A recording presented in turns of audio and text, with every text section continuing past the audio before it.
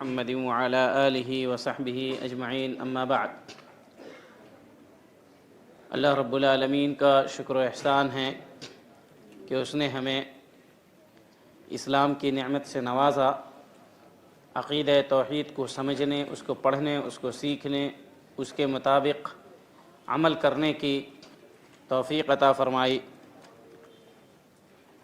اسی عقیدے سے جڑی ایک کتاب شرح السنہ جو امام بربہاری رحمہ اللہ کی کتاب ہے، جس کی شرح اس دور تدریبیہ میں رکھی گئی ہے۔ علماء کے کلام کی روشنی میں اس کی شرح آپ کے سامنے آئے گی۔ اس میں بولنے والے اور سننے والے دونوں کو سیکھنے کا بہت کچھ موقع ملے گا۔ اللہ سے دعا ہے کہ اللہ رب العالمین ہمارے اس سیکھنے کو قبول فرمائے اور سیکھنے کے بعد اس پر عمل کرنے کی توفیق عطا فرمائے، اور عمل کرنے کے بعد جو ہم سیکھیں اس کو دوسروں تک پہنچانے کی، اس کی تبلیغ کرنے کی توفیق عطا فرمائے۔ تو بات چل رہی تھی کہ اہل سنت والجماعت صحابہ کرام ہیں۔ جو صحابہ کرام کے طریقے کو اختیار کرے گا، ان کے منہج کے مطابق، ان کے فہم کے مطابق دین کو سمجھے گا، وہی اہل سنت والجماعت میں سے ہے۔ جو صحابہ کرام کے راستے کو اور طریقے کو چھوڑے گا وہ گمراہ ہو جائے گا۔ بھلا وہ کیوں نہیں گمراہ ہو کہ جو ایسی ہدایت کو اور ایسے لوگوں کو چھوڑ دے جن کے اوپر ہدایت موقوف ہے، جیسا کہ میں نے نبی صلی اللہ علیہ وسلم کے حوالے سے کہ نبی صلی اللہ علیہ وسلم نے فرمایا ما انا علیہ واصحابی، کہ جو میرے اور صحابہ کرام کے راستے کو اختیار کرے گا وہی جنت میں جائے گا، یا وہی جماعت جنت میں جائے گی۔ تو صحابہ کرام کا جو راستہ ہے وہی اہل سنت والجماعت کا راستہ ہے، اور جماعت کثرت کو نہیں کہتے ہیں، جماعت اس کو کہتے ہیں جس پر کتاب و سنت کی دلیل ہو، اور اسی جماعت کی، اسی حق کی اتباع واجب ہے، اسی حق کی اتباع واجب ہے۔ اس کے بعد امام بربہاری رحمہ اللہ فرماتے ہیں، آپ کے سامنے اردو ترجمہ بھی موجود ہے اور عربی نص بھی موجود ہے، کہ جان لو اللہ آپ پر رحم فرمائے۔ یہ اہل علم کا طریقہ ہوتا ہے کہ جب علم دیتے ہیں تو اس کے ساتھ دعا بھی کرتے ہیں کہ جب اللہ آپ پر رحم فرمائے، تو اللہ کی رحمت میں سے ایک رحمت یہ ہے کہ اللہ آپ کو علم سیکھنے کی توفیق دے رہا ہے، علمی مجلس میں بیٹھنے کی توفیق دے رہا ہے۔ جیسے اللہ نے اسلام کی توفیق دی ہے، ویسے علم سیکھنے کی بھی توفیق دی ہے، ویسے اللہ نے بہت سارے لوگوں کو محروم کر دیا ہے۔ تو یہ رحمت میں سے ہے، اللہ کی رحمت ہے، اس کی مہربانی ہے، اس کا کرم ہے کہ اس نے علمی مجلس میں بیٹھنے اور اس کو سیکھنے کی توفیق عطا فرمائی ہے۔ جان لو اللہ رب العالمین آپ پر رحم فرمائے کہ دین دراصل اللہ تبارک و تعالی کی جانب سے آیا ہے، کیونکہ اللہ نے قرآن مجید میں کہا شرع لکم من الدین ما وصى به نوحا والذی اوحینا الیک وما وصینا به ابراہیم وموسیٰ وعیسیٰ ان اقیموا الدین ولا تتفرقوا فیہ۔ تو اللہ رب العالمین کی طرف سے دین آیا ہے۔ آج کوئی ایک مسئلہ کو، کسی مسئلہ کو کوئی بہتر سمجھے اور اس کو دین کا حصہ بنا لے، تو ہمارے اور اس کے بہتر سمجھنے سے وہ دین کا حصہ نہیں بن سکتا۔ اب جیسے آج کے زمانے میں اکثر لوگ گناہ کے شکار، اکثر لوگ ہم میں سے گناہ کے شکار، بہت سارا گناہ کرتے ہیں۔ جھوٹ تو ہر لفظ میں بولتے ہیں، ہر جملے میں بولتے ہیں، نبی کی سنت کی مخالفت ہے، دین سے دوری ہے، نماز میں غفلت ہے۔ تو اب ہمارے دل میں خیال آتا ہے کہ اب 2 رکعت فجر کی نماز صحابہ پڑھ کر کے جنتی ہوئے، ہم تو گنہگار ہیں، 4 رکعت فجر پڑھ لیں گے، اب مغرب 3 کے بجائے 6 رکعت پڑھ لیں گے، عشاء 8 رکعت پڑھ لیں گے۔ تو جتنا زیادہ نماز کی تعداد یا رکعات میں اضافہ کریں گے اتنا بہتر ہوگا۔ کیا بہتر ہو سکتا ہے؟ نہیں ہو سکتا۔ کیوں؟ کیونکہ اللہ نے اس کو بہتر نہیں سمجھا۔ بہتری اسی میں ہے جو اللہ نے مقرر کیا ہے۔ تو دین اللہ کی جانب سے آیا ہے، اس نے جتنا، جو تعداد اور جو کیفیت بتائی ہے وہی دین ہے، اپنی جانب سے اس میں اضافہ نہیں کیا جا سکتا ہے۔ اس لیے علی بن ابی طالب رضی اللہ عنہ کا قول ہے لو کان الدین بالرأی لکان اسفل الخف اولا بالمسح من اعلاہ، کہ اگر دین میں عقل کا دخل ہوتا، دین کو عقل سے سمجھا جاتا، تو موزے پر اوپر نہیں نیچے مسح کیا جاتا۔ کیوں؟ کیونکہ گندگی تو نیچے لگتی ہے نا، تو عقل کا تقاضا یہ ہے کہ نیچے مسح کیا جائے، لیکن دین کا تقاضا یہ ہے کہ اوپر مسح کیا جائے، یہی شریعت کا حکم۔ تو عقل کا دخل دین میں نہیں ہے، عقل دین کے تابع ہے، دین عقل کے تابع نہیں۔ ہر چیز آپ سمجھ لیں یہ ضروری نہیں. انسان تو اپنے اندر کے معاملے کو نہیں سمجھ سکتا. دل کہاں پر ہے، کس کیفیت میں ہے، کس انداز میں ہے، خون چل رہا ہے تو کس انداز سے چل رہا ہے، آپ کے اندر کی کیفیت کی کیا ہے، کیا صورتحال ہے، آپ اپنے بارے میں نہیں جان سکتے تو دین میں عقل کا دخل کیسے ممکن ہو سکتا ہے؟ تو بہت سارے لوگ سنت کو عقل کے مقابلے میں اس کے اوپر پرکھتے ہیں، جیسا کہ مسیح دجال کا جب ذکر آئے گا اس کتاب میں تو وہاں پر بات آئے گی تو کہتے ہیں کہ عقل میں یہ بات آنے والی نہیں. تو بھائی جب آپ وضو ٹوٹتا ہے کسی کا تو وضو ٹوٹنے کے کئی اسباب ہوتے ہیں، اس میں سے ایک ریا کا خارج ہونا ہے. اب وضو ٹوٹتا ہے کسی اور جگہ سے، ریا خارج ہونے سے، اور شریعت نے حکم دیا ہے دھونے کی کن جگہوں کو جو اعضائے وضو ہیں. عقل کا تقاضا یہ ہے کہ جہاں سے وضو ٹوٹا ہے وہیں پر دھلنے کا حکم دیا جائے، ہے کہ نہیں؟ تو عقل کا تقاضا یہ ہے، لیکن شریعت کا تقاضا ہے کہ جو طریقہ شریعت نے بتایا ہے اس طریقے پر چلا جائے. تو عقل کی وجہ سے کتنے فرقے معتزلہ جو گمراہ ہوئے عقل کو دین میں دخل دینے کی وجہ سے، اشاعرہ گمراہ ہوئے عقل کو نص پر، کتاب و سنت پر مقدم کرنے کی وجہ سے. تو کہتے ہیں کہ دین دراصل اللہ کی جانب سے آیا ہے، لوگوں کے عقلوں اور آراء اور ان کی رائے پر رکھا نہیں گیا، اور اس کا علم اللہ کے پاس اور اس کے رسول صلی اللہ علیہ وسلم کے پاس ہے. اب دیکھیے عقل کا دین میں دخل سب سے پہلے کفار نے دیا. جب نبی صلی اللہ علیہ وسلم نے فرمایا ایک ہی اللہ کی عبادت کی جائے تو ان لوگوں نے عقلی جواب دیا، اجعل الآلہۃ الہا واحدا ان ھذا لشیء عجاب. یہ کیسی بات ہے کہ میں تمام معبودات کو ہم لوگ چھوڑ کر کے صرف ایک معبود بنا لیں؟ یہ تو بڑی تعجب خیز بات ہے، یہ بات عقل میں نہیں آتی. اسی طریقے سے ان لوگوں نے کہا اَإِذَا كُنَّا عِظَامًا وَرُفَاتًا أَإِنَّا لَمَبْعُوثُونَ. انہوں نے عقل سے دین کے نص کی خلاف ورزی کی یا اس کی مخالفت کی. کہا جب ہم لوگ مر جائیں گے، مٹی میں مل جائیں گے، پھر اٹھائے جائیں گے، یہ تو عقل میں بات نہیں سماتی ہے. تو دین کا جو مسئلہ ہے وہ عقل پر تولنے کا نہیں ہے، بلکہ توکل، ایمان اور عقیدہ رکھنے کا مسئلہ ہے. اس کا تعلق عقیدے سے ہے، ایمان سے ہے، یقین سے ہے کہ دین کے نصوص پر، کتاب اللہ اور سنت رسول پر ایمان رکھا جائے. عقل ہم کو بہت تھوڑی دی گئی ہے، اسی عقل سے پوری دنیا کو ہم نہیں سمجھ سکتے تو دین کو کیسے سمجھ سکتے ہیں؟ تو سب سے پہلے ایمان لائیں. اس کے بعد جو مسائل سمجھنے کے ہیں وہ بہت آسان ہیں. کچھ مسائل ایسے ہیں جو غیبیات سے اور جو آخرت سے تعلق رکھتے ہیں، جو انسان کے عقل سے ماورا ہے، اور اللہ نے ان چیزوں کو اس لیے رکھا ہے تاکہ آزما سکے کہ اللہ رب العالمین کی باتوں پر ایمان لاتا ہے کہ نہیں. اللہ کی تمام باتیں سچی ہیں. وَمَنْ أَصْدَقُ مِنَ اللَّهِ قِيلًا. اللہ سے سچا کون ہو سکتا ہے؟ تو جو باتیں سچ ہمارے سامنے ہیں اور اس کے اوپر ہم یقین رکھتے ہیں، سورج کو دیکھ کر کے اس کے خالق بنانے والے کی عظمت اور بڑائی کا ہمیں احساس ہوتا ہے، اور اس پوری دنیا کو دیکھ کر کے، حجر شجر ان تمام چیزوں کو دیکھ کر کے اللہ رب العالمین کی کبریائی کا احساس ہوتا ہے، تو پھر اس اللہ نے جنت کا ذکر کیا، جہنم کا ذکر کیا، عذاب قبر کا ذکر کیا، آخرت کے اندر جو معاملات ہوں گے اس کا ذکر کیا، فرشتوں کا ذکر کیا. تو جس اللہ کے اوپر ہم ایمان لائے ہیں اور اس کو سچا مان کر کے، اس سے سچا کون ہو سکتا ہے، تو ان تمام باتوں پر ہم ایمان کیوں نہیں لائیں گے؟ اس میں عقل کو دخل کیوں دیں گے؟ اور شیطان بھی گمراہ ہوا تھا اپنے عقل کو دخل دینے کی وجہ سے. آگ اوپر اٹھتی ہے، مٹی نیچے جاتی ہے، تو اوپر اٹھنے والی چیز مٹی کو سجدہ کیوں کرے؟ تو ہر جگہ عقل کو دخل نہیں دینی چاہیے. لیکن اگر آپ کتاب و سنت کے نصوص میں غور کریں گے، سمجھیں گے، اس کے بعد آپ اپنی عقل کا استعمال کریں گے تو اس نتیجے پر پہنچیں گے کہ آپ کی عقل اور سمجھ کتاب و سنت کے مخالف نہیں ہے. اب 6 سال کا بچہ ہے، اس کو 10th یا 12th کا اگر میتھ سمجھایا جائے وہ سمجھ پائے گا؟ تو ہم کیا کہیں گے؟ وہ پاگل ہے، بے عقل ہے. اتنی سمجھ نہیں ہے اس کے پاس، اتنی سمجھ وہ ابھی اس لیول تک نہیں گیا ہے. تو اللہ رب العالمین نے ہر آدمی کو ایک صلاحیت دی ہے. ایک انجینئر ڈاکٹر کی باتوں کو نہیں سمجھ سکتا ہے، جو اس کی پیچیدگیاں ہیں، باریکیاں ہیں، اس کو نہیں سمجھ سکتا، حالانکہ انجینئر نے بھی بہت پڑھائی کی. ایک ڈاکٹر انجینئرنگ کو نہیں سمجھ سکتا، حالانکہ اس نے بہت پڑھائی کی. تو اس کا یہ مطلب نہیں ہے کہ وہ بے عقل ہے، عقل ہے، لیکن ہر ایک چیز کو سمجھنے کے اصول اور ضوابط ہوتے ہیں، اسی کی بنیاد پر اس کو سمجھا جا سکتا ہے. تو کوئی یہ کہے نہیں عقل میں بالکل دین نہیں سما سکتا، ایسی بات نہیں. عقل کی بنیاد پر دینی اصول، مسلمات اور ضوابط کو ٹھکرایا نہیں جا سکتا، کیونکہ انسان کی عقل محدود ہے اور اللہ رب العالمین کا دین مسلم اور ثابت ہے۔ جس اللہ نے عقل دیا ہے اسی اللہ رب العالمین نے دین کو نازل کیا ہے، اس کی تمام باتیں سچی ہیں۔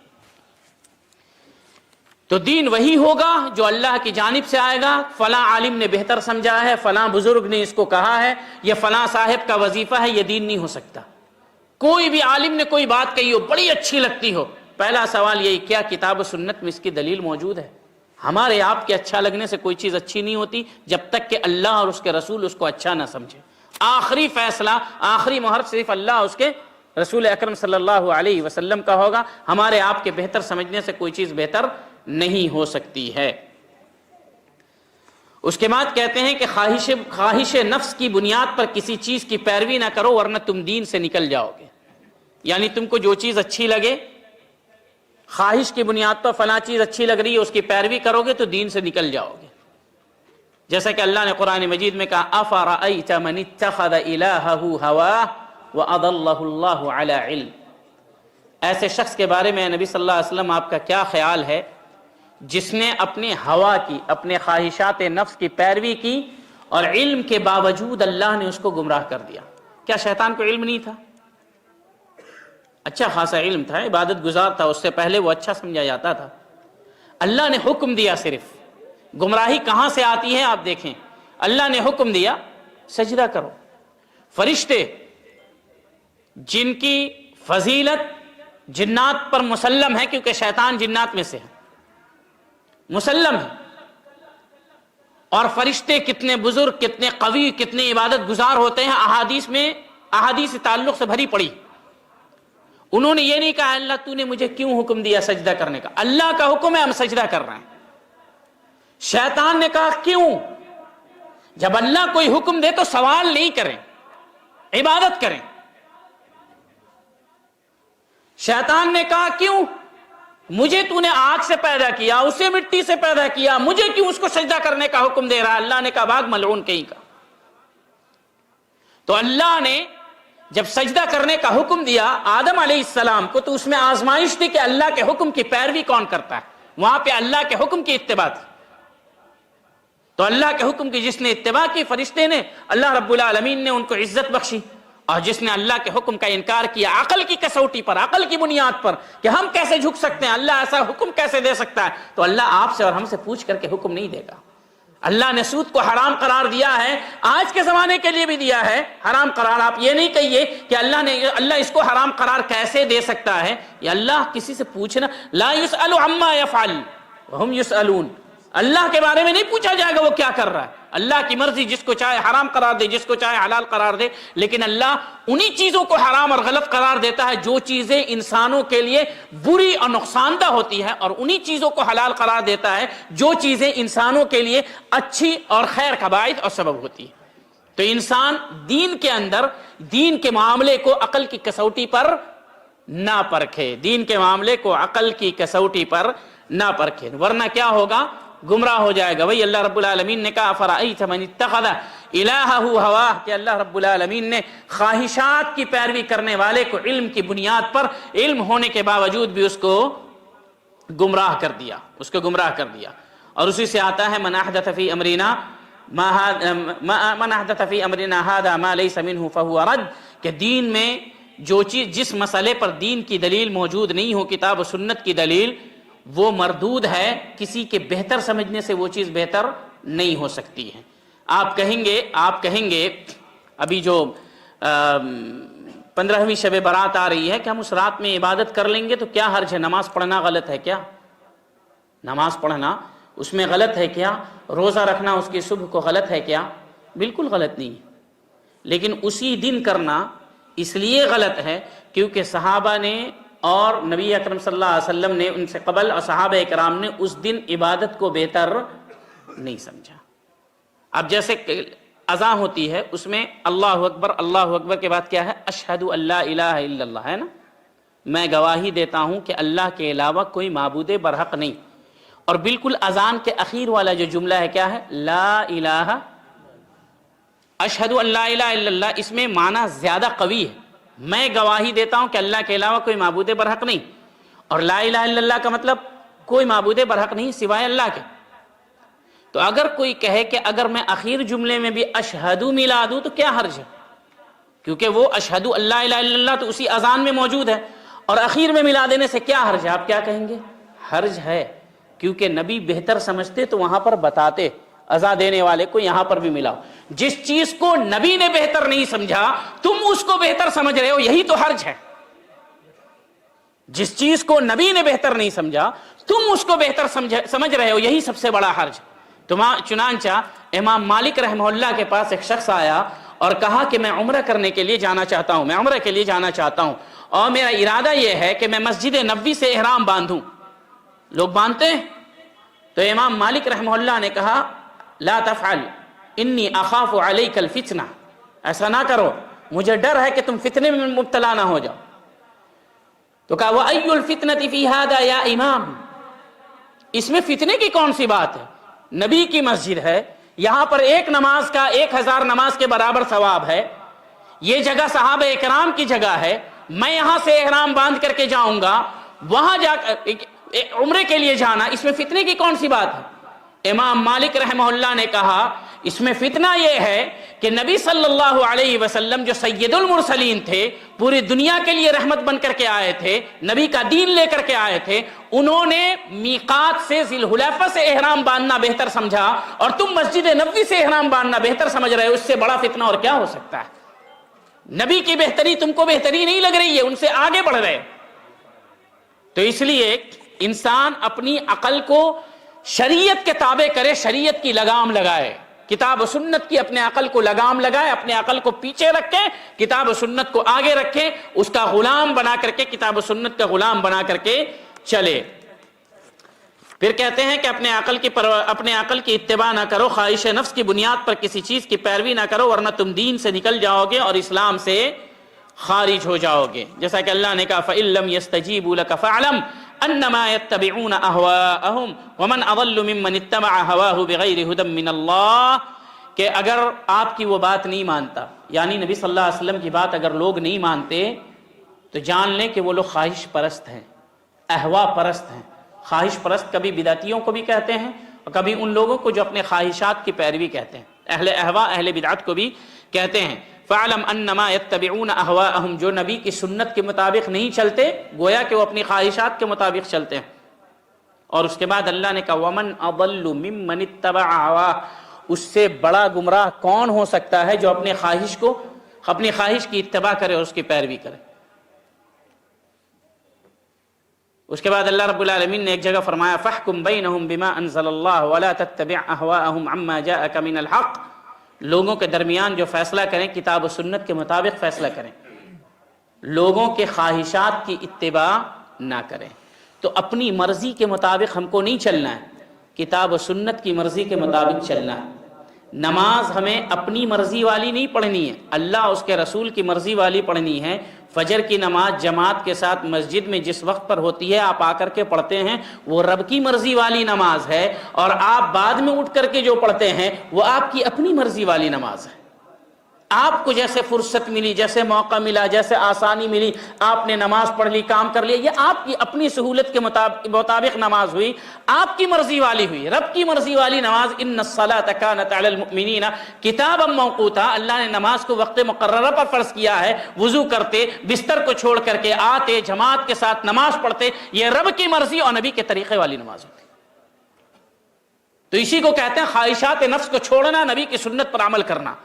آپ جان رہے اس چیز میں بڑا فائدہ ہے، دنیاوی فائدہ ہے، مالی فائدہ ہے، لیکن چونکہ اس معاملے سے نبی کی مخالفت ہو رہی ہے تو ہم اپنی جنت کو دنیاوی فائدے کے خاطر چھوڑ نہیں سکتے ہیں۔ اگر آپ نے چھوڑ دیا دنیا کو تاکہ نبی کی سنت کی اتباع کر لیں، اسی کی بنیاد پر آپ کو جنت مل سکتی ہے۔ تو خواہشات کے خلاف جہاد کرنا، چھوڑنا، اس کو ترک کرنا، لڑنا، یہ سب سے بڑا مجاہد ہوتا ہے۔ سب سے بڑا مجاہد وہ ہے جو اپنی خواہشات سے جہاد کرتا ہے، لڑتا ہے۔ تو کہتے ہیں اس لیے کہ رسول اللہ صلی اللہ علیہ وسلم، کیونکہ تمہارے پاس کوئی حجت و دلیل نہ ہوگی، جو عقل کی خواہشات کی پیروی کرتے ہیں وہ دلیل کی نہیں کرتے ہیں، اس لیے رسول اللہ صلی اللہ علیہ وسلم نے اپنی امت کے لیے سنت کھول کھول کر کے بیان کر دیا ہے، اسے اپنے صحابہ رضی اللہ عنہم کے لیے واضح فرما دیا ہے، وہی جماعت ہے، وہی سواد اعظم ہے۔ جماعت کا مطلب گزر چکا، لوگ کہتے ہیں بڑی جماعت، جماعت کا مطلب حق۔ ایک آدمی کیوں نہ ہو، اگر وہ کتاب و سنت کے مطابق اپنے موقف پر قائم ہے، وہی جماعت ہے۔ باقی جو جماعتیں دکھ رہی ہیں اور ان کے پاس کتاب و سنت کی دلیل نہیں ہے، وہ جماعت کی حیثیت ہی نہیں، بلکہ سب کے سب ختم۔ جیسا کہ میں نے حدیث بھی پیش کیا، نبی صلی اللہ علیہ وسلم نے کہا 73 فرقے میں سے 72 فرقے، 72 جماعتیں جہنم میں جائیں گے۔ کیوں؟ کیونکہ وہ نبی کے طریقے پر اور صحابہ کے طریقے پر نہیں ہوں گے۔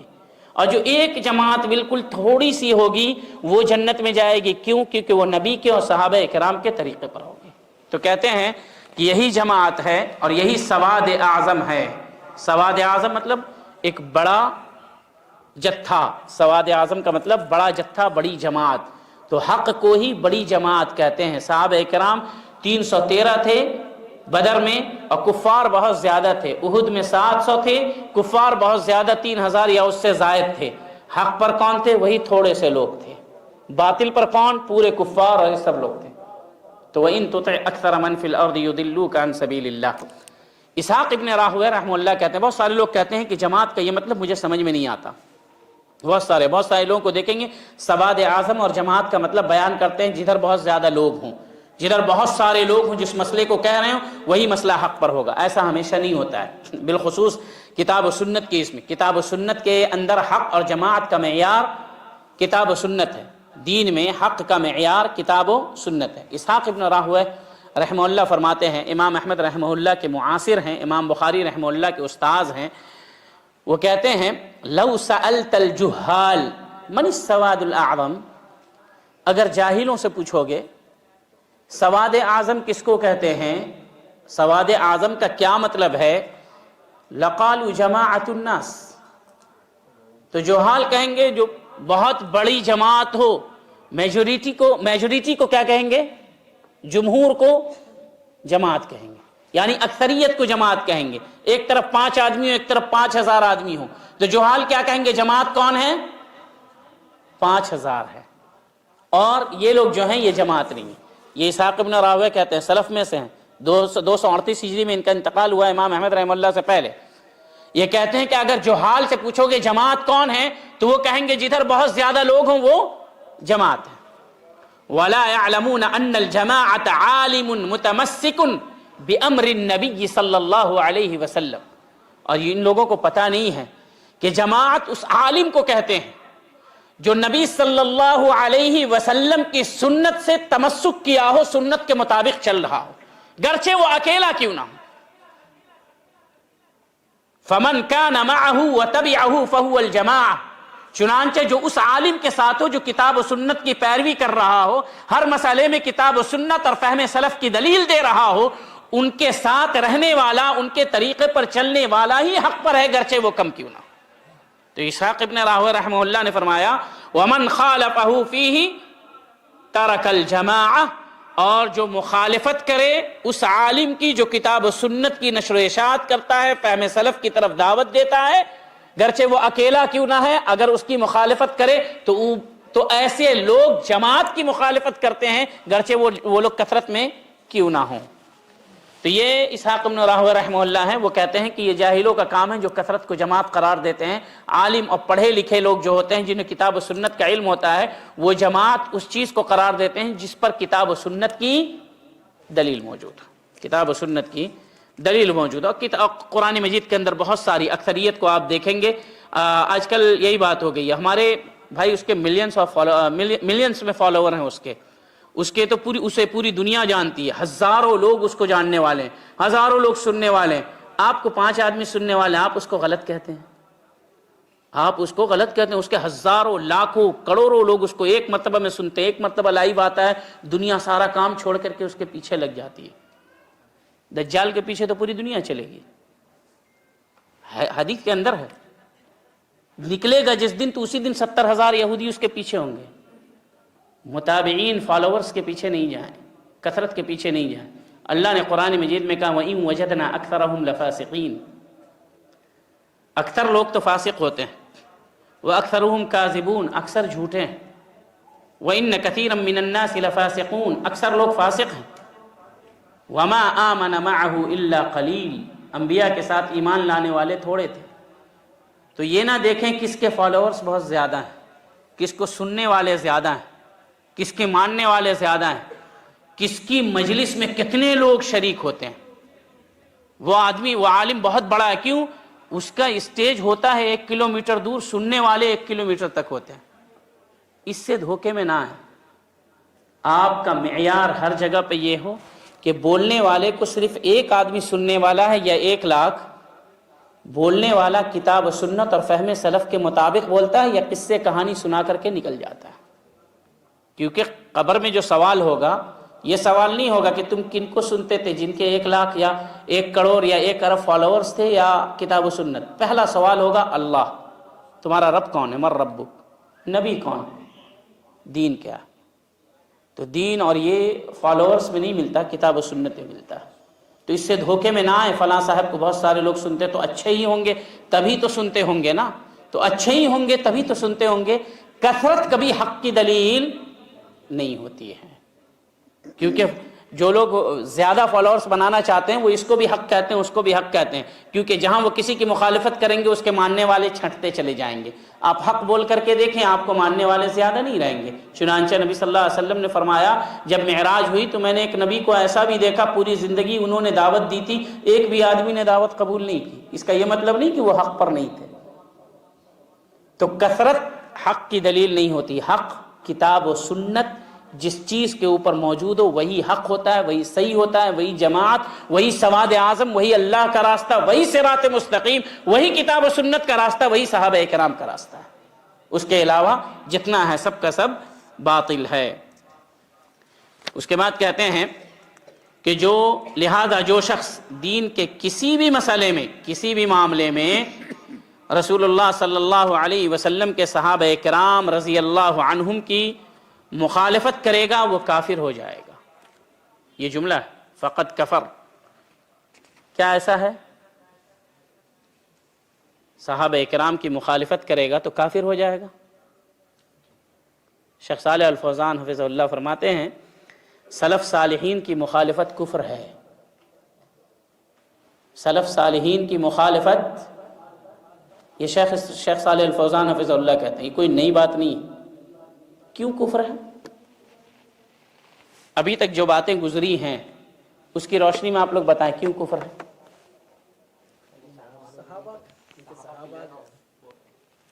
اور کوئی؟ کیونکہ اس میں اللہ کی مخالفت ہے، اس کے رسول کی مخالفت ہے. اللہ نے صحابہ کرام کو ماننے کے لیے کہا ہے اور نبی صلی اللہ علیہ وسلم نے کہا ہے، تو اللہ اور اس کے رسول کے حکم کو نہ ماننا کفر نہیں ہے تو اور کیا ہے؟ تو شیخ صالح الفوزان حفظہ اللہ متعہ بالصحت والعافیہ وہ فرماتے ہیں کہ سلف صالحین کی مخالفت کفر ہے. یہ کفر اصغر اور کفر اکبر دونوں پر مشتمل ہے. یا اس سے مراد یہ ہے کہ سلف کی مخالفت میں مشغول رہنے والا کفر کی دہلیز تک جلد ہی پہنچ جاتا ہے. کفر کی دہلیز تک جلد ہی پہنچ جاتا ہے. تو سلف صالحین کی مخالفت کفر ہے. یہ تعبیر وقت کے بڑے عالم شیخ صالح الفوزان حفظہ اللہ کی ہے. یہ تعبیر دین کے عین، کتاب و سنت کے عین موافق ہے. چنانچہ اس جملے پر جو اعتراض کیا جاتا ہے، یہ امام بربہاری رحمہ اللہ کے اس جملے پر بعض لوگوں نے اعتراض کیا ہے کہ انہوں نے کہا فمن خالف اصحاب رسول اللہ صلی اللہ علیہ وسلم فی شیء من امر الدین فقد کفر، کہ جو صحابہ اکرام کی مخالفت کرے وہ کافر ہو جائے. ان کا یہ کہنا صحیح نہیں ہے، کیونکہ بعد میں بہت سارے لوگوں نے مخالفت کی ہے صحابہ اکرام کی. تو صحابہ اکرام کے منہج کی اور فہم کی جو مخالفت کرے وہ کفر ہے. باقی صحابہ اکرام نے اگر کسی مسئلے میں انہوں نے غلطی کی دلیل نہ پہنچنے کی وجہ سے، تو بعد کے لوگوں نے صحیح دلیل کی بنیاد پر ان کی مخالفت کی ہے. لیکن فہم سلف کو نہ ماننا یا اس کو نئی چیز قرار دینا، اس کو سرے سے اپنے اور نبی کے بیچ سے ہٹا دینا، یہ خوارج معتزلہ عشائرہ کا طریقہ ہے. یہی تو کفر ہے، کیونکہ اللہ نے کہا مانو فَإِنْ آمَنُوا بِمِثْلِ مَا آمَنْتُمْ بِهِ میں وَالسَّابِقُونَ الْأَوَّلُونَ مِنَ الْمُهَاجِرِينَ وَالْأَنصَارِ. اس آیت کے اندر نبی صلی اللہ علیہ وسلم نے کہا مَا أَنَا عَلَيْهِ وَأَصْحَابِي، کہ صحابہ کے راستے پر چلو، ان کے طریقے کو اپناؤ. ہم نہیں مانیں گے تو کتاب و سنت کی مخالفت کر رہے ہیں. اسی کو تو کفر کہتے ہیں. کبھی یہ کفر اکبر میں شامل ہوتا ہے، کبھی کفر اصغر کو شامل ہوتا ہے۔ تو یاد رہے کہ منہج سلف کی مخالفت کیا ہے؟ گمراہی کا پیش خیمہ ہے۔ اس کے بعد فرماتے ہیں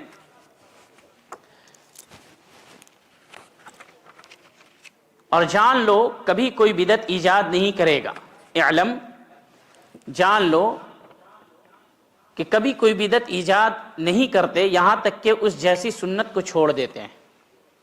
مطلب کیا ہوا کہ جب بدعت ایجاد ہوتی ہے تو اس کی جگہ جب بدعت ایجاد ہوتی ہے تو اس کی جگہ سنت اٹھا لی جاتی ہے، اس کی جگہ سنت اٹھا لی جاتی ہے۔ جب یہاں کی صفائی نہیں ہوگی تو اس کی جگہ کیا لے لے گی؟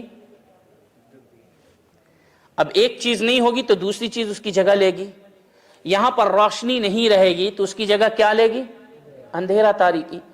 تو جہاں بدعت رہے گا، بدعت کی تاریکی رہے گی، سنت ختم ہو جائے گی۔ تو جب بعض تابعین کا قول ہے کہ جب کوئی بدعت جنم لیتی ہے تو اس بدعت کی نحوست ایسی ہے کہ اس کی جگہ ایک سنت اٹھا لی جاتی ہے، اس کی جگہ سنت اٹھا لی جاتی ہے۔ اس لیے بدعت سب سے خطرناک چیز، گناہ سے بھی خطرناک چیز، کیونکہ گناہ کرنے والا جانتا ہے کہ یہ اللہ کی نافرمانی ہے، لیکن بدعت کرنے والا اللہ کے وجود کا انکار کرتا ہے، وہ سمجھتا ہے کہ یہ کتاب و سنت کے مطابق ہم کر رہے ہیں، اللہ کی صفات کا انکار کرتا ہے، فرشتوں کے تعلق سے اس کی رائے الگ ہوتی ہے، صحابہ کے تعلق سے بدکلامی کرتا ہے، یہ سمجھتا ہے کہ ہم کتاب و سنت کے مطابق کر رہے ہیں۔ تو بدعت انسان کے گناہ کو مزین کر کے اسے نیکی کے طور پر پیش کرتی ہے اس کے سامنے، جبکہ گناہ کو انسان گناہ سمجھ کے، کوئی جھوٹ بولے گا تو وہ یہ نہیں سمجھے گا کہ یہ جنت کا راستہ ہے، کوئی جھوٹ بولے گا تو یہ نہیں سمجھے گا جنت کا راستہ ہے، لیکن کچھ لوگ صحابہ اکرام پر کلام کرتے ہیں، سمجھتے ہیں کہ یہی جنت کا راستہ ہے۔ کتنا فرق ہے بدعت میں اور گناہ میں۔ کوئی کسی کا مال باطل طریقے سے کھائے گا، کہیں نہ کہیں دل میں ہوگا یہ غلط ہے، گرچہ آپ کر رہے ہیں شیطان کے شکنجے میں پھنس کر کے، یہ غلط ہے۔ تو کہتے ہیں کہ جب کوئی بدعت ایجاد ہوتی ہے تو اس جیسی سنت لوگ چھوڑ دیتے ہیں، اس جیسی لوگ سنت چھوڑ دیتے ہیں۔ اس لیے دین میں نت نئی بدعتیں ایجاد کرنے سے، دین میں نئی نئی باتوں سے بچو، کیونکہ دین میں ہر نوع ایجاد چیز بدعت ہے اور ہر بدعت گمراہی ہے۔ بدعت کے سلسلے میں تساہل نہیں کرنا چاہیے، بدعت چھوٹی ہو یا بڑی ہو، فوراً اس پر رد ہونا چاہیے، فوراً اس پر رد ہونا چاہیے، کیونکہ چنگاری کو چنگاری سمجھ کر کے چھوڑ دیں گے تو پورے گاؤں کو جلا کر کے خاکستر کر دے گی۔ تو چھوٹی بدعت کو ارے کوئی بات نہیں، کوئی حرج نہیں، چھوڑ دیں گے تو پوری قوم کو گمراہی میں مبتلا کر دے گی۔ چنانچہ آپ غور کریں، اس اثر کے اندر غور کریں کہ کیسے انسان کہاں سے کہاں چلا جاتا ہے۔ کوفہ کی مسجد میں مسند دارمی کا اثر ہے، یہ کچھ لوگ بیٹھے تھے، کنکری پر ذکر و اذکار کر رہے تھے، تسبیح پڑھ رہے تھے، سبحان اللہ، الحمدللہ۔ تسبیح پڑھنا غلط ہے؟ نہیں غلط ہے، کبھی بھی آپ پڑھ سکتے ہیں۔ کنکری پر پڑھ رہے تھے، عام بات ہے، ہم لوگ دیکھیں گے چلو تسبیح ہی تو پڑھ رہا، کنکری بول دیں گے بھائی مت کرو، ایسا نارمل چیز لگ رہی ہے۔ ابو موسیٰ الاشعری رضی اللہ عنہ آئے حضرت عبداللہ بن مسعود رضی اللہ عنہ کے پاس، اور انہوں نے کہا کہ میں نے کچھ چیزیں دیکھی ہیں کہ اگر آپ اسے دیکھ لیں تو آپ اس پر نکیر کریں گے۔ تو کہا کیا؟ تو کہا لوگ ایسا ایسا کر رہے ہیں، لوگوں نے جماعت بنا رکھی ہے اور ہر کسی کو کنکری دے رکھا ہے اور اس کے اوپر وہ تسبیح پڑھ رہے ہیں۔ اب ظاہر سی بات ہے وہ نیکی سے پڑھ، نیکی سمجھ کر کے اس کو نیکی سمجھ کر کے، نیک عمل سمجھ کر کے اس کو کر رہے ہیں۔ تو عبداللہ بن مسعود رضی اللہ عنہ نے کہا کہ تم نے ان لوگوں کو کیوں نہیں کہا کہ وہ نیکی نہیں شمار کریں بلکہ اس کو برائی شمار کریں، برائی شمار کریں۔ اس کے بعد عبداللہ بن مسعود رضی اللہ عنہ بھاگ کر کے مسجد میں آئے اور کہا وَيْحَكُمْ يَا أُمَّةَ مُحَمَّدٍ، برا ہو تمہارے لیے، مَا أَسْرَعَ هَلَكَتُكُمْ، کتنی جلدی تم ہلاکت کے راستے کو اختیار کر لیا تم لوگوں نے۔ تمہارے نبی کے ساتھی ابھی موجود ہیں، تمہارے نبی کے ساتھی موجود ہیں۔ اب دیکھیں استدلال، دیکھیں عبداللہ بن مسعود رضی اللہ عنہ کا یہ راستہ گمراہی کا ہے، نبی کے ساتھی موجود ہیں، ان کے ہاں یہ طریقہ نہیں پایا جاتا ہے، یعنی ہر وہ طریقہ جس پر صحابہ کرام نہیں چلے ہیں گمراہی کا طریقہ۔ اور اسی معنی کو امام مالک رحمہ اللہ نے کہا ما لم یکن یومئذ دینا لا یکون الیوم دینا، جو چیز دین کا حصہ صحابہ کرام کے زمانے میں تھی آج دین کا حصہ نہیں ہو سکتی۔ اس کے بعد عبداللہ بن مسعود رضی اللہ عنہ نے کہا اولائی صحابۃ نبیکم متوافرون، اتنی کثرت سے صحابہ کرام موجود ہیں اور یہ چیز اس سے قبل کبھی نہیں کی گئی جو تم لوگ کر رہے ہو، اور یہ نبی صلی اللہ علیہ وسلم کا کپڑا ہے وَهَذِهِ ثِيَابُ لَمْ تَبْلُ، کہ نبی کا کپڑا ابھی پرانا نہیں ہوا ہے، ان کے برتن ابھی ٹوٹے نہیں ہیں۔ اللہ کی قسم انکم لعلی ملت ہی اہدی من ملت محمد صلی اللہ علیہ وسلم، جو تم کر رہے ہو کیا یہ نبی کے طریقے سے زیادہ بہتر طریقہ ہے؟ او مفتحوا باب الضلالہ، یا تم گمراہی کا باب کھول رہے ہو؟ تو ان لوگوں نے کہا یا ابا عبد الرحمن، جو لوگ کر رہے تھے کنکری پر تسبیح پڑھ رہے تھے، کہا یا ابا عبد الرحمن، ان کی کنیت تھی عبداللہ بن مسعود رضی اللہ عنہ کی، ما اردنا الا الخیر، ہم نے تو بھلائی کا ارادہ کیا تھا، ہمارا کوئی ارادہ برا نہیں تھا، ہم نے سوچا بہتر کریں، لوگوں کو نشید کریں، رغبت دلائیں ایک نئے طریقے پر تاکہ لوگ زیادہ ذکر و اذکار کر سکیں۔ تو امام عبداللہ بن مسعود رضی اللہ عنہ نے کہا وَكَمْ مِن مُرِيدٍ لِلْخَيْرِ لَن يُصِيبَ، بھلائی کا ارادہ بہت سارے لوگ کرتے ہیں لیکن بھلائی کو پاتے نہیں۔ اس کے بعد اس کے بعد ہی انہوں نے کہا عبداللہ بن مسعود رضی اللہ عنہ، یعنی آپ دیکھیں کہ وہ بدعت صرف جو ہے وہ تسبیح پہ ذکر و اذکار کر رہے تھے، عبداللہ بن مسعود رضی اللہ عنہ نے ان لوگوں کو خوارج سے جوڑ دیا، عبداللہ بن مسعود رضی اللہ عنہ نے خوارج سے جوڑ دیا۔ اور لطیف استدلال دیکھیں عبداللہ بن مسعود رضی اللہ عنہ کا، انہوں نے کہا کہ حدثنا رسول اللہ صلی اللہ علیہ وسلم ان قوما یقرؤون القرآن لا یجاوز تراقیہم، کہ نبی صلی اللہ علیہ وسلم نے ہم سے بیان فرمایا کہ کچھ لوگ آئیں گے، ایک جماعت آئے گی، قرآن تو پڑھیں گے لیکن قرآن کے معانی صحیح مفہوم ان کے گلے سے نیچے نہیں اتریں گے۔ اور انہوں نے ان کے سامنے کہا وَأَيْمُ اللَّهِ مَا أَدْرِي لَعَلَّ أَكْثَرَهُم مِّنكُمْ، اور ایسا لگتا ہے کہ تمہاری اکثریت انہی میں سے ہوگی۔ اب وہ ایک معمولی سی بدعت کر رہے تھے جسے ہم لوگ بالکل معمولی آج بھی سمجھتے ہیں، یہی ہے نا تسبیح، بالکل معمولی سمجھتے ہیں۔ نبی صلی اللہ علیہ وسلم نے ان کی کثرت عبادت کا ذکر کیا ہے خوارج کی، یہاں پر بھی یہ لوگ کثرت عبادت کر رہے تھے، اس کی بنیاد پر انہوں نے استدلال کیا اور انہوں نے برجستہ کہا کہ ایسا لگتا ہے کہ تمہاری اکثریت انہی خوارج میں سے۔ اس کے بعد راوی حدیث کہتے ہیں ثم تولا، پھر چھوڑ کر کے چلے گئے، عمرو بن سلمہ کہتے ہیں رأینا عامة اولئک الحلق، رأینا عامة اولئک الحلق عندنا یوم النہروان مع الخوارج، کہ ہم نے دیکھا کہ نہروان کے دن جب علی رضی اللہ عنہ سے قتال ہو رہا تھا خوارج کا، تو اس حلقے میں جتنے لوگ تھے ان کی اکثریت خوارج کے ساتھ مل کر کے صحابہ پر تلوار اٹھا رہی تھی۔ یہ بدعت لوگوں کو صرف دین سے دور نہیں کرتی، اپنے علماء کے خلاف بد کلامی بھی کرواتی ہے، جیسا اس کو دیکھیں، یہ خوارج کے ساتھ مل کر کے صحابہ کے خلاف تلوار اٹھا رہے تھے۔ تو کوئی بھی بدعت چھوٹی نہیں ہوتی، جیسے دیکھیں فوراً اس پر نکیر کریں، فوراً اس پر نکیر کریں، پتہ نہیں وہ کس گمراہی کا دروازہ کھول دے۔ دیکھیں عبداللہ بن مسعود رضی اللہ عنہ کتنے دور رس تھے، اور انہوں نے کہا کہ ایسا لگتا ہے اکثریت انہی میں سے ہوگی تم لوگوں کی، اور صحیح جا کر کے وہ لوگ مل گئے، کیونکہ بدعت اپنے بچے کو جنم دیتی ہے اور وہ جا کر کے ان کو وہیں پر ملا دیتی ہے۔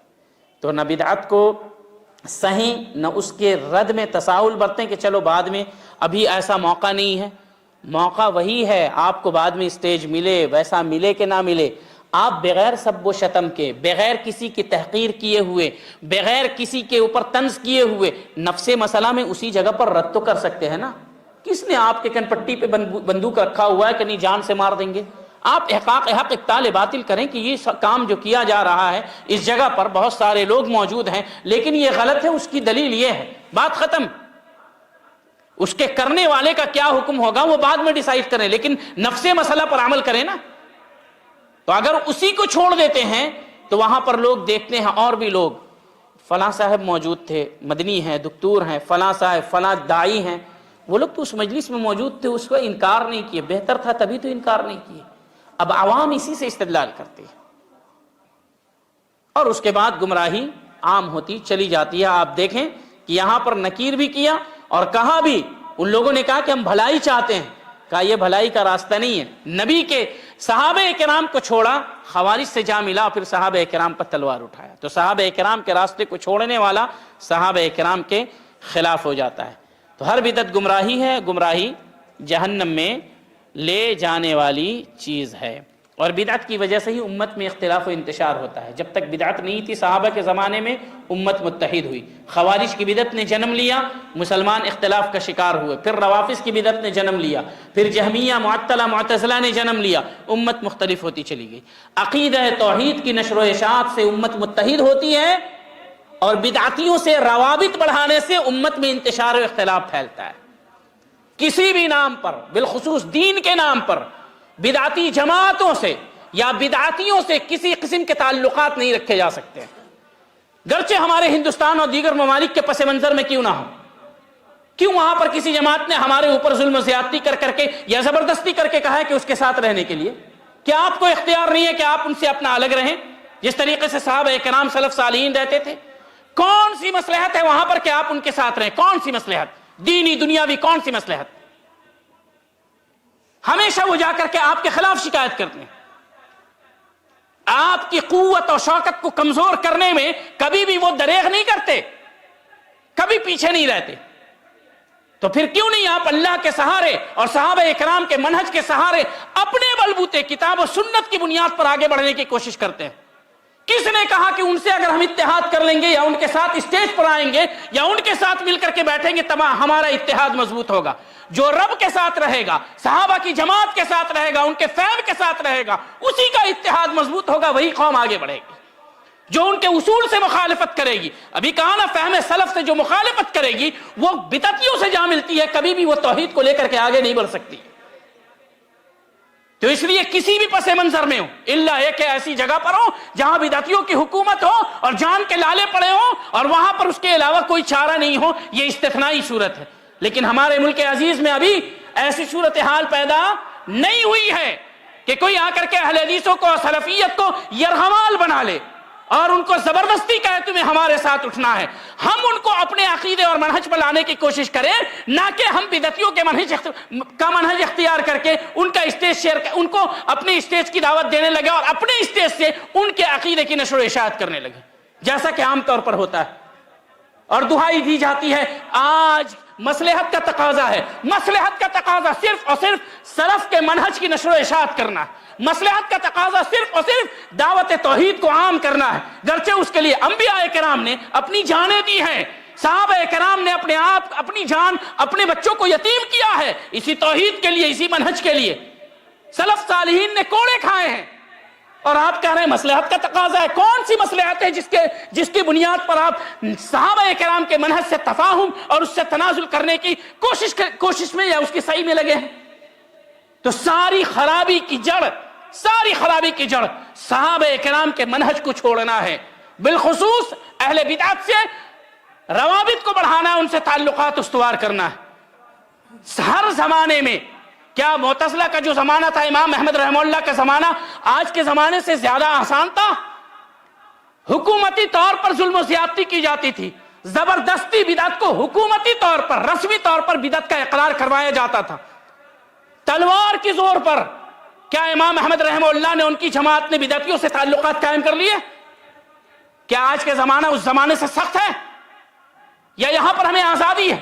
پھر کیوں ہم ان کے ساتھ یا ان کے پیچھے لگے رہتے ہیں؟ کیا کبھی وہ ہم سے اتحاد کرنے آئے اس بنیاد پر کہ ہاں اس ملک کے اندر یا ہمارے اسٹیج سے صرف کتاب اللہ، سنت رسول اور صحابہ کرام کے منہج کی باتیں ہوں گی؟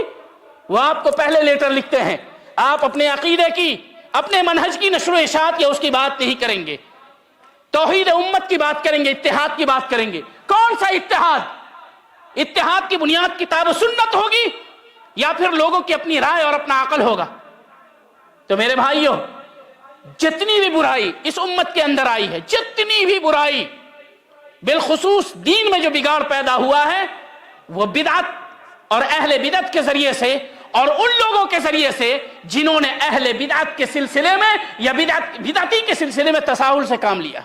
हर जमाने में हमारे सलफ, चाहे वो अहले हदीस उलमाए किराम हो या उनसे पहले हो, वो जर्रा बराबर भी बिदअत या अहले बिदअत के ताल्लुक से तसाहुल से काम नहीं लेते थे और उनके ताल्लुक से जर्रा बराबर भी गफलत नहीं करते, बल्कि खुलेआम उनका रद्द करते और आवाम को उनसे दूर रहने के लिए कहते। जैसा कि मियां नज़ीर मुहद्दिस देहलवी रहमहुल्लाह ने फरमाया कि आवाम के लिए जायज़ नहीं है कि बिदअतियों को सुने या उनकी मजलिस में बैठे, क्योंकि वो अपनी बातों को इस तरीके से पेश करते हैं हक बना करके कि आवाम के लिए मुश्किल होता है कि उनके हक और बातिल बातों की तमीज़ कर सके। तो इसलिए मेरे भाइयों, बिदअतियों के साथ उठना बैठना या उनको अपना स्टेज देना या उनको आगे बढ़ाना या उनके जरिए से हक बुलवाना, कौन सा हक है जो हमारे सलफ ने नहीं बयान किया? जो हक बिदअतियों के पास है वो हक तो पहले मौजूद है। अगर कोई कहे उनके पास हक बात भी तो है, वही हक बात हम लेते हैं या उनको कहते हैं बोलने के लिए, तो क्या जो हक उनके पास मौजूद है वो हमारे उलमा के पास नहीं? अगर आप कहते हैं नहीं है तो हमारे उलमा बातिल पर हैं। अगर आप कहते हैं तो फिर हमारे उलमा उसी हक को क्यों नहीं बयान करेंगे? तौहीद को और नबी की सीरत को बयान करने के लिए लोग पंडित को बुला लेते हैं। तौहीद और नबी सल्लल्लाहु अलैहि वसल्लम की सीरत और उनकी हमदर्दी और शफकत को बयान करने के लिए गैरों का सहारा लेंगे। किताब और सुन्नत की रोशनी में बयान किया जाएगा, ना गैर आकर के बयान करेंगे। आप उनको दावत देंगे कि आप आए इस दीन की तरफ। ताअलू इला कलिमतिन सवाइन बैनना व बैनकुम अल्ला नअबुदु इल्लल्लाह व ला नुश्रिक बिही शैआ। तो बिदअत और अहले बिदअत के ताल्लुक से जर्रा बराबर भी तसाहुल करना उम्मत को बहुत ही खतरनाक दहाने पर ले जाता है, जहां सिवाय गुमराही के कोई और रास्ता नहीं बचता। जैसा कि अब्दुल्लाह बिन मसूद रज़ी अल्लाह अन्हु का अमल देखें कि एक छोटी सी बिदअत थी, लेकिन उन्होंने कहा कि अक्सर लोग खवारिज में से होंगे, और बाद में जाकर के उन्हीं लोगों ने सहाबा इकराम के खिलाफ तलवार उठाया। उसके बाद कहते हैं, दीन में छोटी छोटी नित नई ईजाद करदा बातों से बचो, छोटी छोटी बिदअतों से बचो, क्योंकि छोटी बिदअतें बाद में बड़ी हो जाती हैं। उसी तरह उम्मत में ईजाद करदा हर बिदअत पहले छोटी थी, हक के मुशाबह थी, लिहाजा उसमें दाखिल होने वाला धोखे में पड़ गया, बाद में उससे निकल नहीं सका।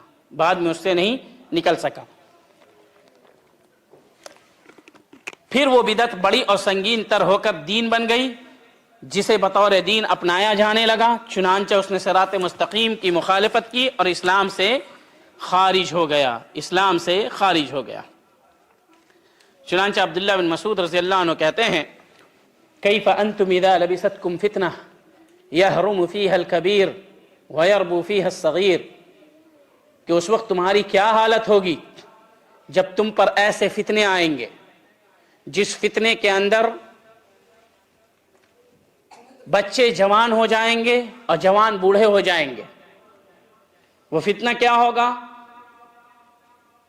यत्तखिज़ुहा अन्नासु सुन्नह, कि लोग फितने को सुन्नत बना लेंगे, उस बिदअत को सुन्नत बना करके उस पर अमल करेंगे। फ़इज़ा गुय्यरत, कोई मुवहिद मनहज सलफ का आलम बरदार आकर के उस बिदअत पर नकीर करेगा और कहेगा उसको छोड़ने के लिए, तो सब लोग बैक जबान होकर के कहेंगे देखो देखो सुन्नत को छोड़ने को बोल रहा है।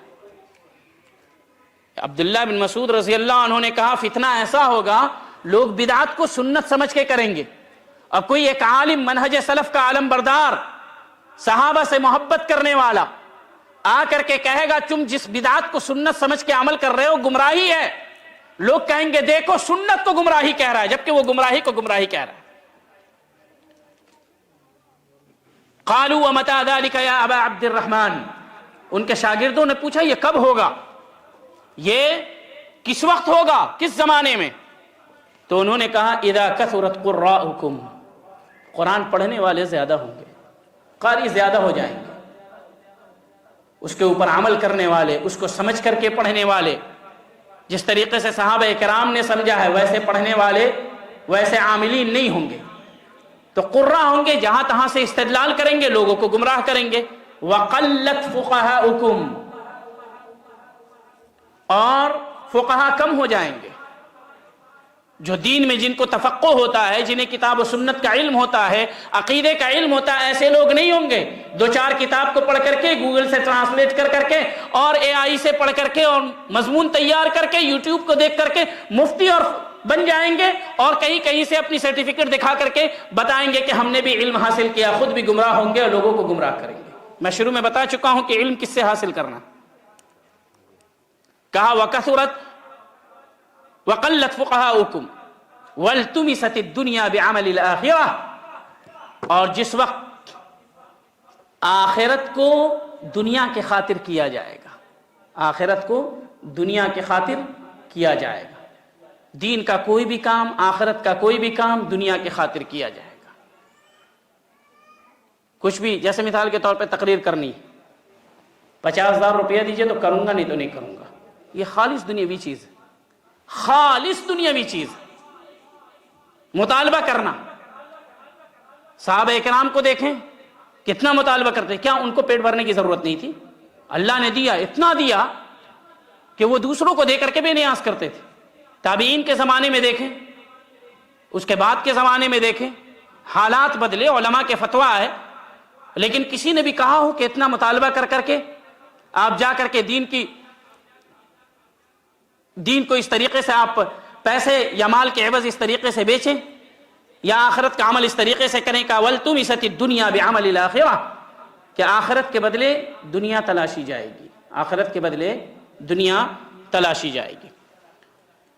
فتنے کے اس دور میں ہر آدمی کی بات سن کر انسان ایمان و یقین نہ لائے، پہلے اس کی تحقیق کرے، کیونکہ آج کل ہر کوئی مفتی بنا بیٹھا ہے، ہر آدمی ہر مسئلے پر تحقیق و تدقیق کا دعویٰ کرتا ہے، چنانچہ ہر نئی بات جو آپ کے کانوں کو اچھی لگے، دل کو بھلی لگے، اسے آنکھ بند کر کے نہ مانے، بلکہ اس کی تحقیق کریں، یہ فکر کہاں سے آئی، اس کی دلیل کیا ہے، اس کی فکر کے بیان کرنے والے نے کہاں سے علم حاصل کیا، اس کے اساتذہ کون لوگ ہیں۔ ہر فصیح و بلیغ اور زیادہ بولنے والے کو فقیہ نہ سمجھے، کیونکہ ممکن ہے زیادہ بولنے والا فقیہ نہ ہو، کیونکہ بعض لوگوں کو بولنے کا سلیقہ آتا ہے، بات رکھنے کا ہنر آتا ہے، حالانکہ وہ عالم نہیں ہوتا، لیکن وہ لوگوں کے سامنے عالم بننے کا ڈھونگ بچا رہا ہوتا ہے۔ تو اسی چیز کے تعلق سے انہوں نے کہا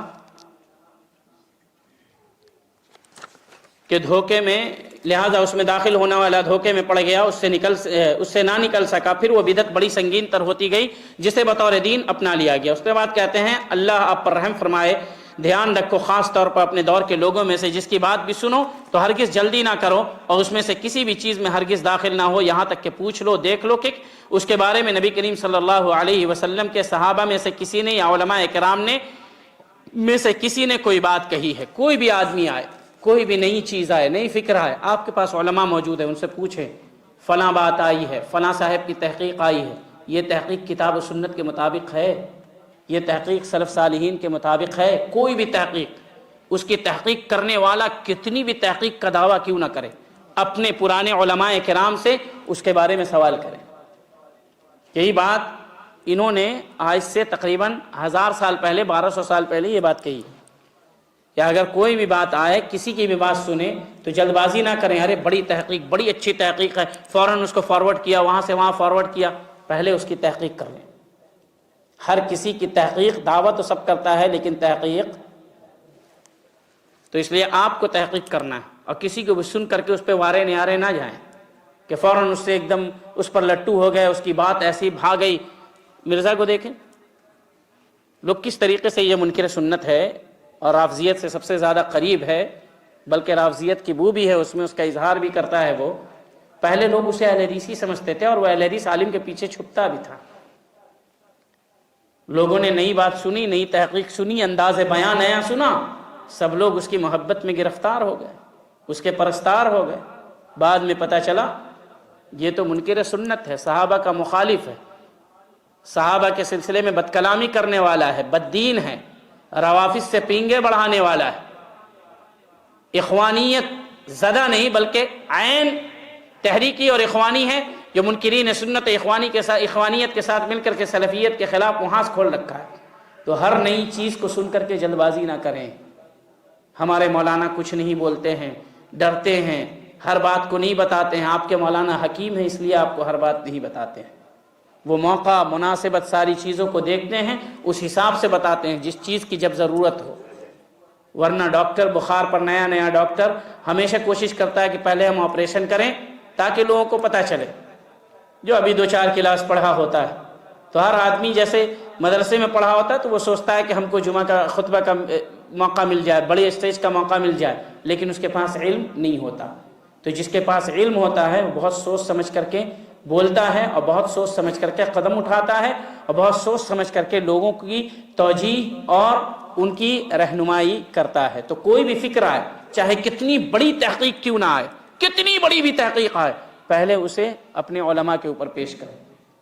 اور کسی عالم پر کوئی تحقیق پیش کی جائے تو عالم محقق کو نہ دیکھیں، ان کی کتاب کو دیکھیں، پڑھیں۔ بہت ساری کتابوں کو پڑھا ہے، محقق بہت بڑے ہیں، جو لکھنے والے، جن کی نظر ثانی کرنے والے بہت بڑے ہیں، لیکن ایسا لگتا ہے کہ انہوں نے پڑھا ہی نہیں اس کتاب کو۔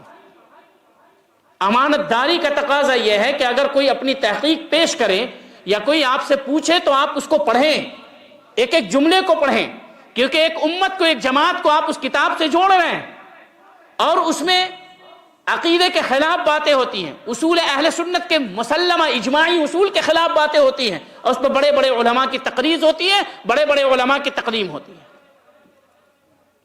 تو علماء کو بھی چاہیے کہ اگر کوئی کتاب پیش کی جا رہی ہے اسے اول تا آخر پڑھیں، کیونکہ لوگ ان کے نام پر اعتماد کرتے ہیں، ان کے علم پر اعتماد کرتے ہیں، ان کو وہ مقام حاصل ہے ان کے علم کی وجہ سے، ان کے تقویٰ کی وجہ سے، ان کی سلفیت کی وجہ سے۔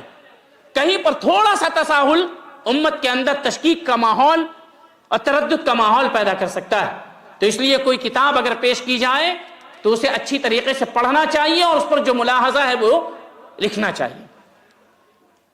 تو یہی کہتے ہیں کہ ہر آدمی کی جو بات سنو تو اس کو قبول کرنے میں جلد بازی نہ کرو، جب تک کہ اس کی پوری تحقیق نہ کر لو، اس کی پوری تحقیق نہ کر لو۔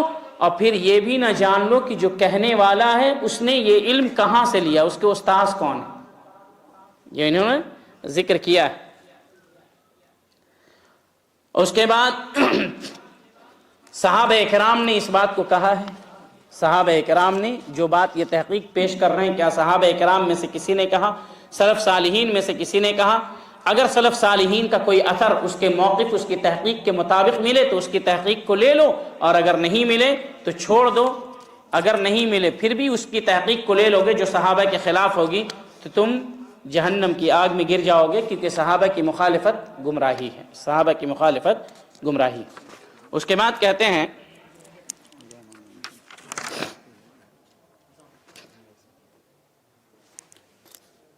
اس نشست کو یہیں پر روکتے ہیں، انشاءاللہ عشاء کے بعد اگلی نشست کا آغاز ہوگا۔ سبحانک اللہم و بحمدک اشہد ان لا الہ الا انت واستغفرک واتوب الیک۔